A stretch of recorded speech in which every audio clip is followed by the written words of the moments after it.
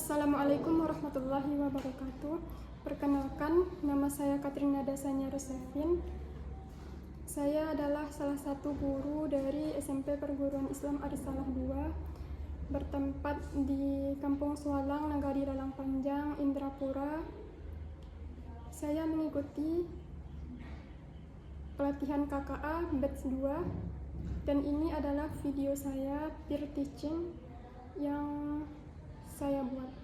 Selamat menyaksikan. Bismillahirrahmanirrahim. Assalamualaikum warahmatullahi wabarakatuh. Waalaikumsalam warahmatullahi wabarakatuh. Kaifa halukunna? Alhamdulillah. Wa kaifa haluki ya Ustazah? Alhamdulillah, saya baik. Coba dilihat teman-temannya, kanan kiri, muka belakang siapa tidak hadir, anak-anak saudara. Teman Afifah.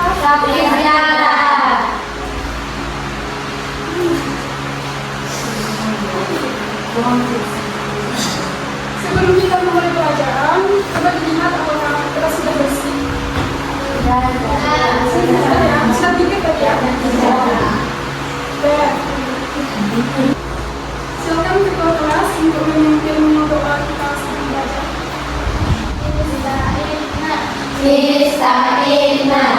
Bismillahirrahmanirrahim.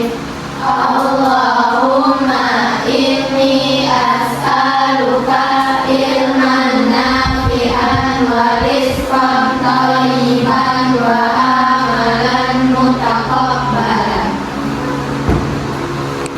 Dan untuk memulai pembelajaran, kita menyanyikan lagu Indonesia Raya bersama.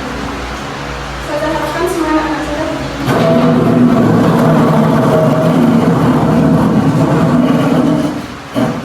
hitungan 1, 2, 3, kita menyanyikan lagu Indonesia Raya ya. 1, 2, 3.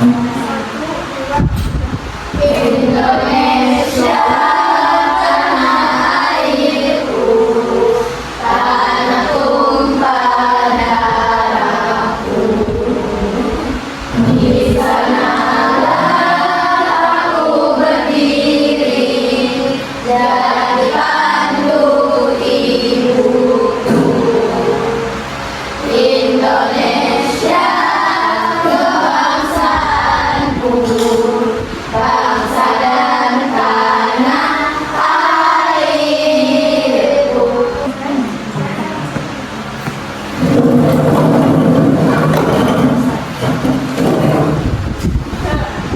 Sekarang coba dilihat yang sudah tampilkan. Kita akan belajar tentang apa?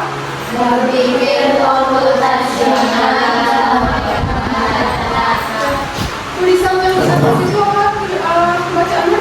Coding dan kecerdasan artifisial. Sebelumnya ada yang sudah tahu apa itu coding? Belum ya, belum tahu.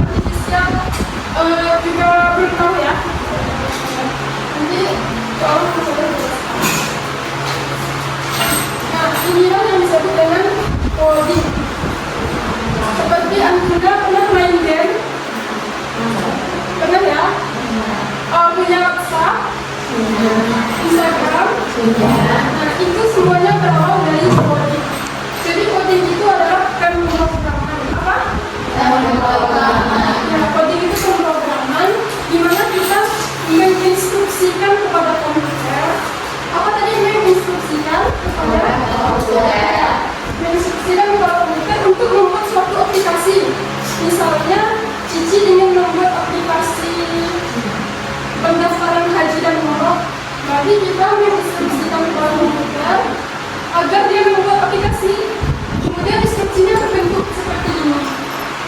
Jadi ada titik koma, ada koma atas, pokoknya kita menginstruksikan. Nanti insya Allah kita akan belajar lebih lanjut di pembelajaran KKA. Jadi ini yang coding ya. Pernah lihat seperti ini sebelumnya? Benar ya? Kalau Anda menemukan kayak detektif atau hacker-hacker, pasti kayak gini bahasa programnya.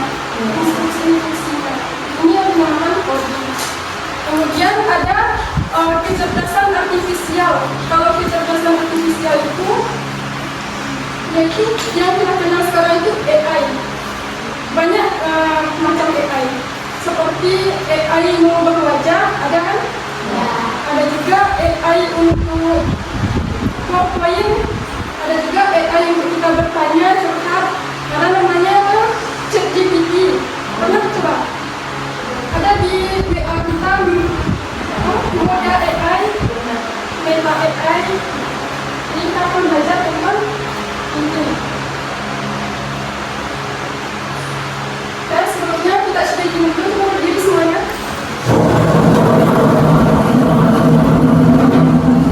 Kalau Ustazah bilang teknik 1, dengarkan dulu ya.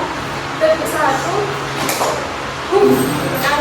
teknik 2, yes, teknik 3, cool, ya, cun, teknik 1, teknik 2, Yes. teknik 3, coba, teknik 1, 2, 3, Yes. ulang lagi ya. Teknik 1, 2, dan 3. Yes.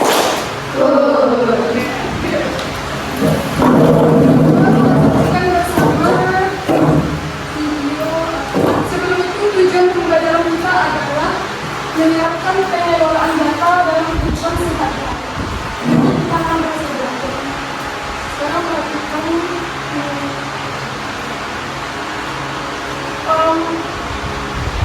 untuk kecerdasan artifisial dan coding ini kita juga menggunakan berpikir komputasional. Sebelumnya kita sudah belajar kan berpikir komputasional. Jadi mari kita saksikan video ini dulu. Dalam computational thinking, mari kita coba tentang apa artinya computational thinking atau berpikir komputasional. Adakah yang dimengajari dan melihat tentang komputasional di sini? Jadi, ini ada hubungannya dengan komputer ya? Iya, betul sekali. Coba buat kamu yang sudah mendengar, kita berpikir komputasional adalah proses berpikir untuk menyelesaikan masalah dengan efektif dan efisien. Dalam dunia komputer, proses berpikir ini dilakukan sebelum mulai menulis coding atau pemrograman. Jika sudah direncanakan dengan baik, maka coding yang ditulis akan sesuai dengan kebutuhan dan dapat diselesaikan dengan cepat dan tepat. Tapi ternyata berpikir komputasional juga bisa dilakukan tanpa komputer dan tanpa internet loh. Malah sebenarnya kita pun sudah melakukannya dalam kehidupan sehari-hari. Mulai dari membaca buku, mencatat perjalanan pelajaran, hingga menyiapkan tas untuk sekolah besok. Wah, kalau kita sudah bisa melakukannya setiap hari, berarti kita semua sudah mahir dong. Belum lagi. Contoh-contoh kalian menerapkan berpikir komputasional pada masalah yang sederhana. Masih banyak nih masalah yang lebih kompleks, seperti misalnya tentang keuangan bulanan, apa yang harus dilakukan kalau kamu tersisa di tempat baru, hingga memiliki jurusan dan karir. Lalu yang lebih penting lagi, ketika kamu dewasa nanti, kamu akan menggunakan itu sebagai dan karir. Di sini kamu perlu percepatan menempatkan kreativitas, mulai dari mencari dan membuat informasi gampang dan mudah. Kemudian menggunakan informasi itu untuk membuat keputusan penting dalam hidup. Menghadapi masalah kompleks di luar masa sekarang dan masa depan sendiri, seperti pekerjaan bodi yang sudah dibahas sebelumnya. Tujuan dapat memahami masalah dengan tuntas dan pikiran seorang dengan efektif dan efisien. Nah, kalau begitu, bagaimana Anda bisa berpikir komputasional? Sekarang kita bahas ya, kecerdasan dari berpikir komputasional. Yang pertama, bentuk posisi. Bentuk posisi artinya membagi masalah kompleks di bagian yang kecil agar mudah diselesaikan. Misalnya, yang kedua, mengenal pola. Artinya mencari kesamaan dan pola di antara bagian-bagian masalah kompleks yang sudah dibicarakan. Misalnya, yang ketiga, abstraksi. Artinya fokus pada informasi yang penting saja, mengabaikan modul yang tidak diperlukan. Yang terakhir, algoritma. Artinya memperlakukan waktu penyelesaian akan ada aturan yang diikuti untuk menyelesaikan masalah. Di dia, untuk landasan berpikir komputasional yang perlu diterapkan. Sudah. Apa tadi maksud dengan berpikir komputasional? Ada yang mau menjawab? Nabila? Apa itu berpikir komputasional? Yuk. Apa tadi yang di video? Yang mengungkapkan pendapat.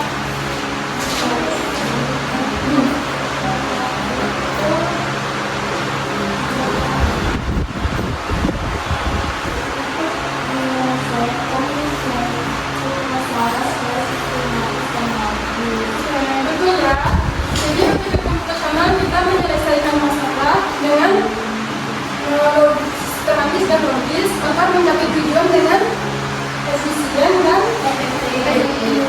Apa saja tadi 4 inti dari berpikir komputasional? Coba. Siapa yang mau bilang? Baiklah. Apa yang pertama tadi? Ya, betul Atika. Dekomposisi. Apa itu dekomposisi?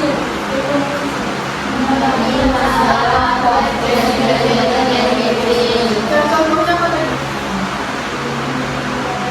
Bagi masalah yang besar menjadi kecil. Contohnya kita menjadi panitia 17 Agustusan misalnya. Nggak mungkin kita yang mengerjakan semuanya. Supaya lebih mudah dan lebih efektif dan efisien, kita bentuk struktur-strukturnya, misalnya acara, humas, apa lagi? Di bagian arsip misalnya. Terus yang kedua apa? Kira? Faktor arsip. Nah, contohnya apa? Coba contohnya Dina. Apa tadi contohnya? Abstraksi, fokus pada yang itu saja. Cici, apa sih? Contohnya Cici pergi kemana tadi? Mana? Pergi kemana? Coba tanya-tanya. Contohnya kita pergi liburan. Dari pagi sampai sore. Tidak mungkin kita ceritakan semuanya kan? Kalau kita ceritakan dulu dari pagi sampai sore, itu dari pagi sampai sore juga orang mendengar. Berarti yang kemudian saja. Terus apa lagi? Halwa? Pengenalan pola. Apa itu halwa? Mencari kesamaan antara bagian-bagian yang sudah kita. Contohnya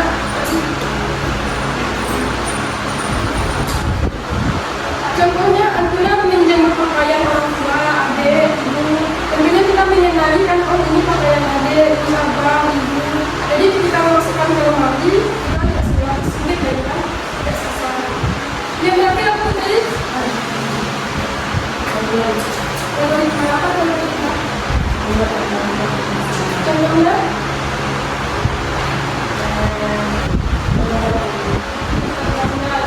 Gimana rasa belanja itu? Misalnya belanja di supermarket supaya lebih cepat, gimana? Jadi definisinya cara belanja.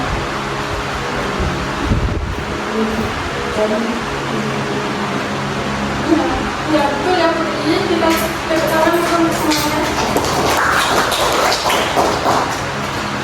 Sekarang setiap masing-masing kelompok selama menunjukkan perwakilannya saja.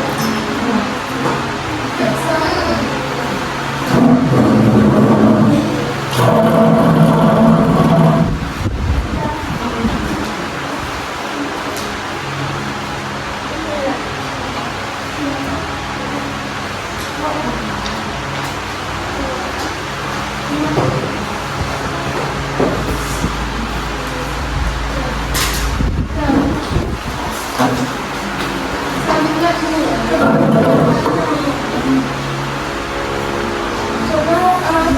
coba Krisna baca gambar yang pertama tentang apa?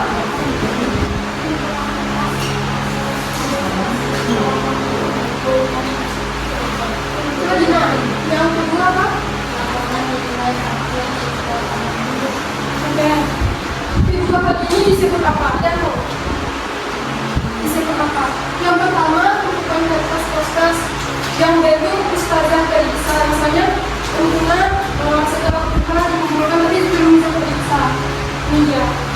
kedua, laporan akhir. Berarti ini bentuk nilai yang sudah diolah, nilai akhirnya seperti ini. Kedua ini disebut apa? Tiga.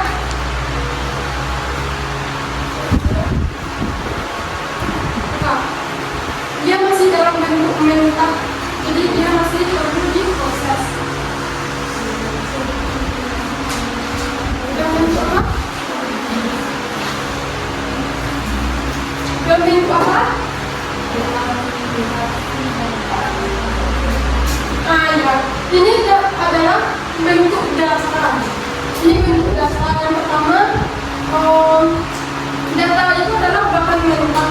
Misalkan seperti ini kan, tumpukan kertas sama nilai akhir ini kedua-duanya adalah data. Tetapi mereka berdua ini memiliki persamaan dan perbedaan. Ada yang tahu? Persamaannya apa? Ya, betul. Dia sama-sama data. Yang kedua, kayak itu saja. Apa perbedaannya? Kayak yang ini sudah tersusun, yang ini belum.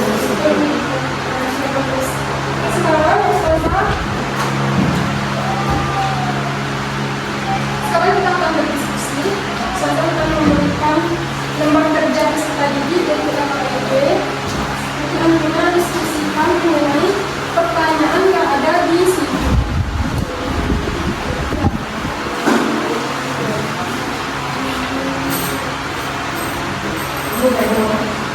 Saya kasih waktunya 10 menit untuk diskusi ya. Coba dibaca dulu soalnya, kalau ada yang mengatakan ditanyakan selesai. Terus kelompok dibikin ikut nama kelompoknya sama teman-temannya.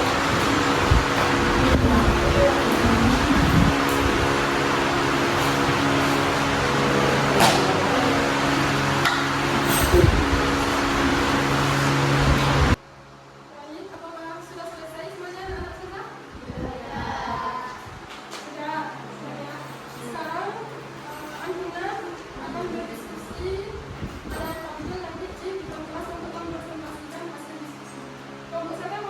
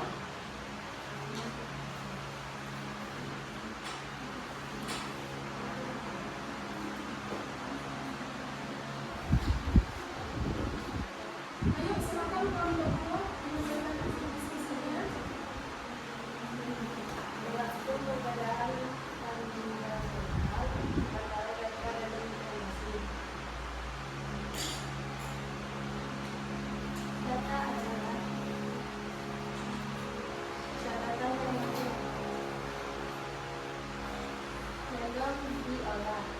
Informasi adalah data mentah yang sudah diolah dan kita bisa mengambil kesimpulan dari data itu. Maka cara mendapatkannya berbeda-beda. Pemohonan melakukannya berbeda-beda.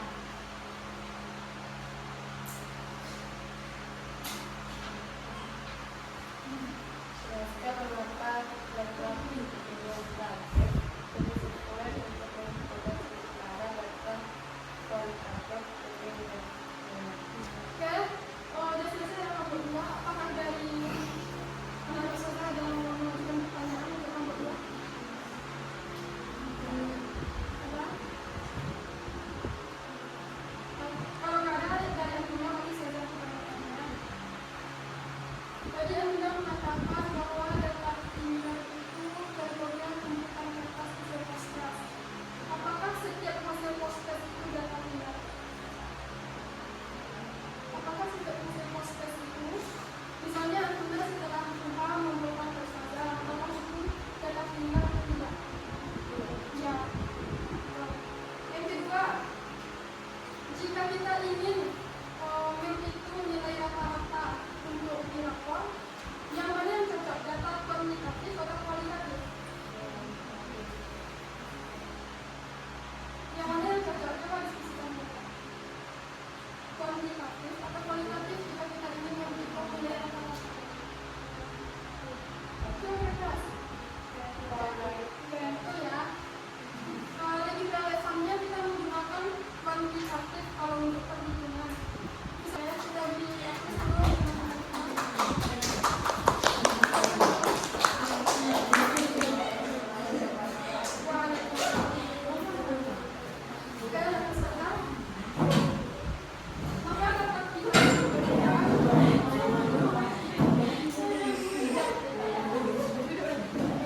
dapat kita simpulkan yang pertama, apa data itu free? Data itu apa?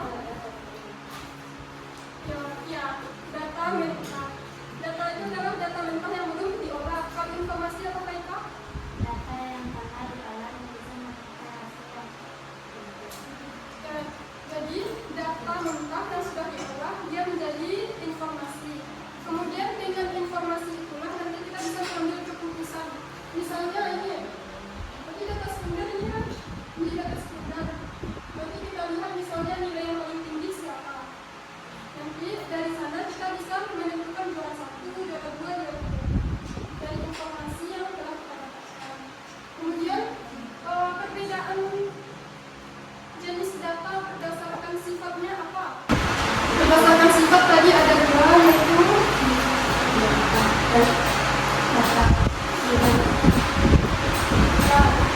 Oke, berdasarkan sifat itu ada kuantitatif sama kualitatif. Kalau berdasarkan cara mendapatkannya apa? Ada juga berdasarkan cara mendapatkannya.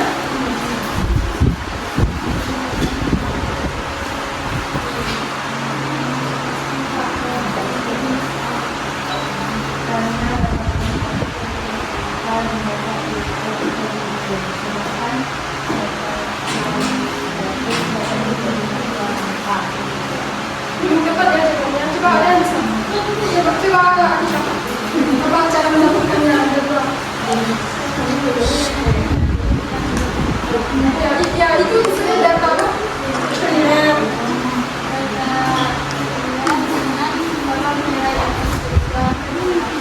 Dan jadi kita bisa melihat dari 2 ini ya. Yang pertama ini data free. Yang ini kenapa dikatakan free-nya? Karena proses ini kan langsung dari siswa, langsung dari sumbernya. Bisa diminta dari adminnya kan misalnya buka. Tapi kalau yang ini, yang sekunder ini dari arsip sekolah yang sudah ada sudah dimulai. Jadi data kalau data sekunder ini lebih memudahkan kita. Kalau data primer kita harus mengulangnya dulu. Kemudian apa perbedaannya lagi dari ini? Kemudian ini di dalam proses ini pasti ada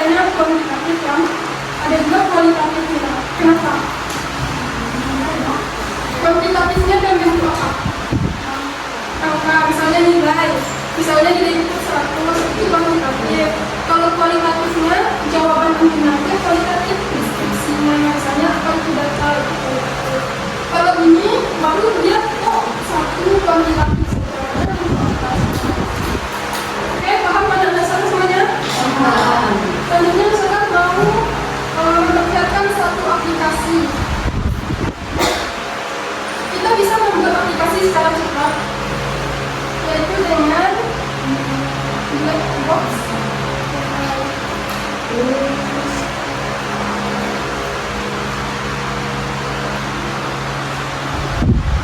sini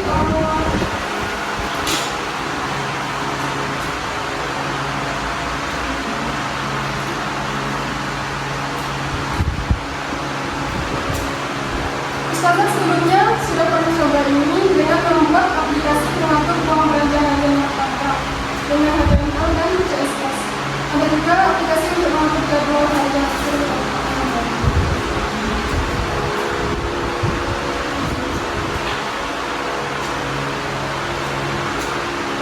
Nah, ini yang disebut sama dengan apa tadi? Ah, ya.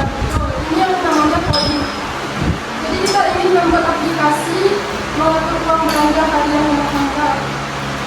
Nah, di sini bisa kita buat secara singkat, misalnya seperti saja.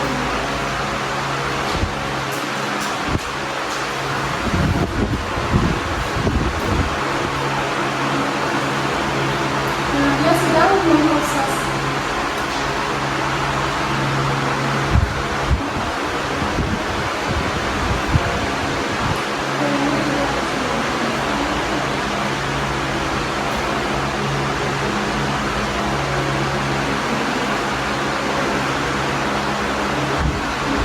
Kemudian kita lihat contoh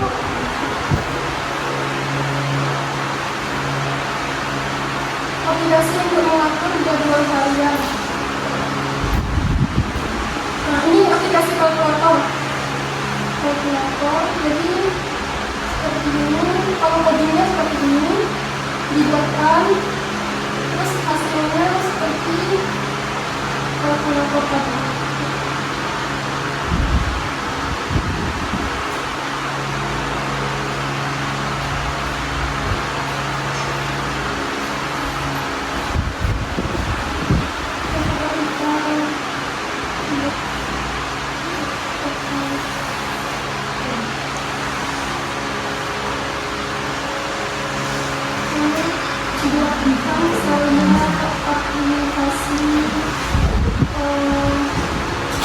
Misalnya aplikasi jadwal saya dengan kata-kata dan CSS.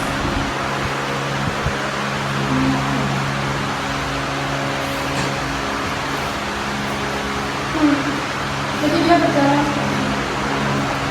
Ini namanya dia mengcoding. Kalau ini aplikasinya dengan desktop ini bisa langsung dipasang.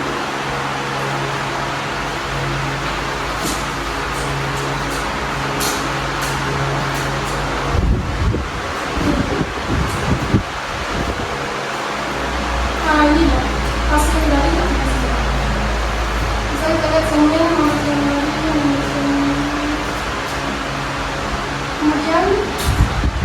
yang dinamakan coding ya. Ini menggunakan pola berpikir komputasional. Jadi kita memasukkan instruksi, dia menjalankan instruksi sesuai dengan urutan-urutannya. Satu lagi ada juga Vegetable Machine. Ini relevan untuk materi kita pada hari ini, yaitu tentang menganalisis data. Misalnya kita ingin menganalisis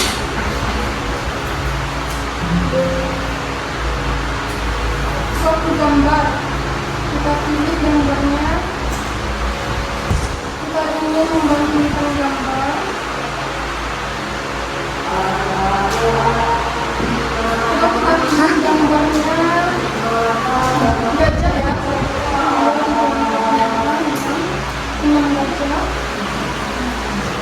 Kemudian kita lanjut ke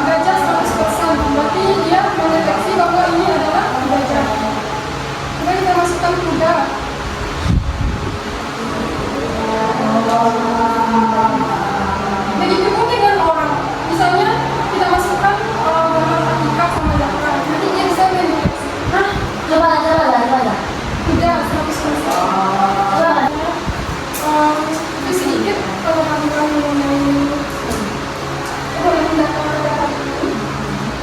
Bagaimana anak saya sudah paham ya apa itu tentang pengelolaan data, definisi data semua. Ya. Silakan untuk PR di rumah, silakan dibuka halaman 100 dan dikerjakan di rumah ya. Dibuka.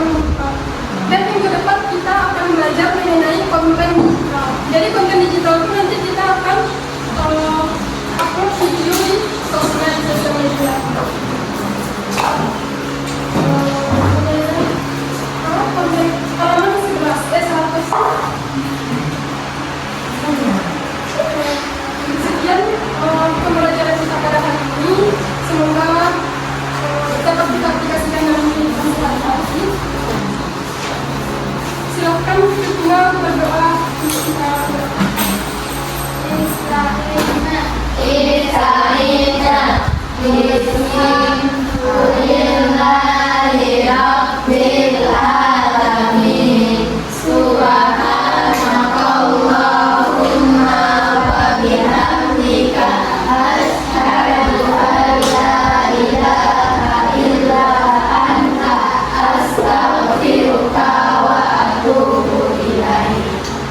Saya akhiri, assalamualaikum warahmatullahi wabarakatuh. Waalaikumsalam warahmatullahi wabarakatuh.